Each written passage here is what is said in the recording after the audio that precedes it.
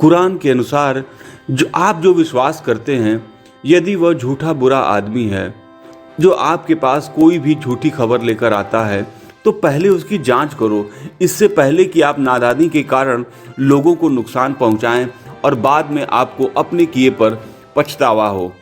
जब पैगंबर मोहम्मद ने अबिसीनिया में शरण ली, तब किसी व्यक्ति ने यह झूठी खबर फैला दी कि वो मक्का में हैं और वे कुरैशी के नास्तिक मुसलमान बन गए हैं, जिसके परिणाम स्वरूप उनके कुछ साथी मक्का वापस लौट गए, जहां उन्होंने पाया कि यह खबर सच्ची नहीं थी।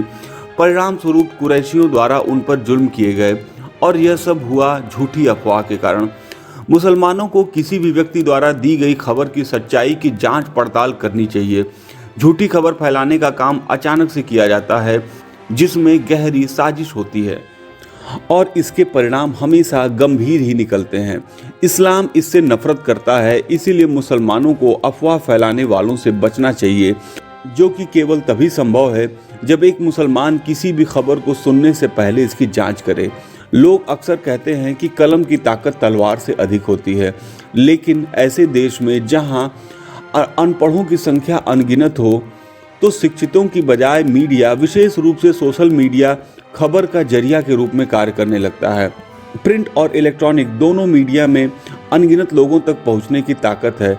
अधिकांश लोग, विशेष रूप से कम पढ़े लिखे लोग, समझते हैं कि मीडिया में हर चीज़ उपलब्ध है, लेकिन वे इसकी जांच करने के लिए जरूरी सावधानी नहीं बरतते।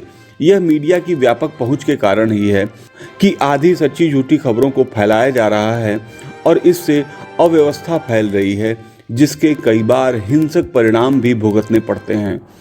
खुदगर्ज इंसान मुसलमानों और हिंदुओं के बारे में झूठी खबरें बनाते हैं, फैलाते हैं और अपने सियासी फायदे के लिए नफरत की दीवार पैदा करते हैं।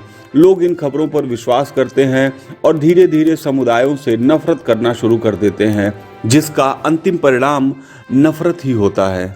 इसीलिए खबरों की सच्चाई जानना बहुत ज़रूरी है और जब तक किसी को पूरा भरोसा न हो जाए कि यह खबर सही है, तब तक उसे न फैलाए, चाहे वह खबर सकारात्मक प्रकृति की क्यों न हो।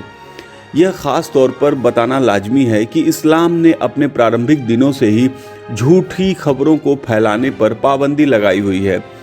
अमन और हिफाजत का आनंद लेना किसी भी समाज का बुनियादी अधिकार है।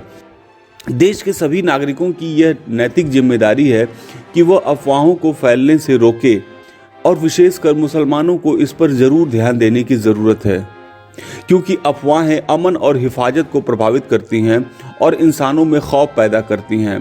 कुरान में ऐसी अफवाहों के फैलाव को दिखावे की चालाकी कहा गया है, जो लोगों के बीच हताशा और फितना पैदा करती हैं। इसीलिए जैसा भी प्राप्त हुआ उसे वैसा ही दूसरों को भेजना मुसलमानों को उसकी जिम्मेदारी से मुक्त नहीं करता। जैसा कि एक बार उमर इब्न अल खताब ने कहा था कि फितना बड़ी मुसीबत से सावधान रहो, क्योंकि फितना के समय एक शब्द भी तलवार के समान घातक हो सकता है। इसीलिए सभी का यह फर्ज है कि झूठी खबरों को फैलाने से बचें, जिससे समाज में अमन और भाईचारा कायम रहे।